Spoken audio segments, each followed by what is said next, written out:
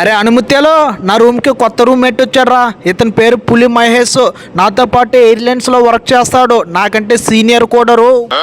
నా రూమ్కి ఎవరైనా వస్తే వాళ్ళ కోసం మంచి ఫుడ్ వండిస్తానురా. వీడి కోసం ఏం వండాలో వాడినే అడగదు. మామ నీ చేత్తో చికెన్ చేస్తే చాలా సూపర్గా ఉంటుంది అంట మామ. నా కోసం చికెన్ చేయరా.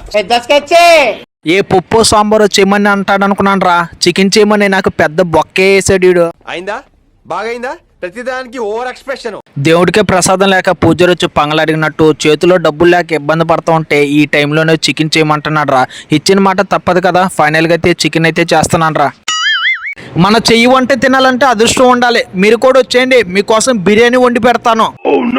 ఒక పక్క రైస్, ఒక పక్క చికెన్ కర్రీ రెండు రెడీ అయిపోయినాయి. ఇంకా తినేసి నేనైతే ఇంకా డ్యూటీకి వెళ్ళాలి. మనం చేసిన చికెన్ కర్రీ ఎలా ఉందో మనోడిని అడగదాం. మైసన్న టేస్ట్ ఎలా ఉంది? బా సూపర్ ఉందిరా రే. నువ్వు నెక్స్ట్ టైం నువ్వే చేయాలరా మామ. నేను కూడా త్వరగా తినేసి ఎయిర్పోర్ట్ కి డ్యూటీకి అయితే బయలుదేరాను. మనం వర్క్ చేసే ఎయిర్పోర్ట్ అయితే ఇదే. మీకు ఎవరికైనా సరే ఎయిర్పోర్ట్ నేమ్ కానీ తెలిస్తే కామెంట్లో పెట్టండి. మీరు కానీ ఎయిర్పోర్ట్ నుంచి ఎక్కడికైనా ట్రావెల్ అవుతూ ఉంటే ఈ జీకేని కలవటం మాత్రం మర్చిపోబోకండి.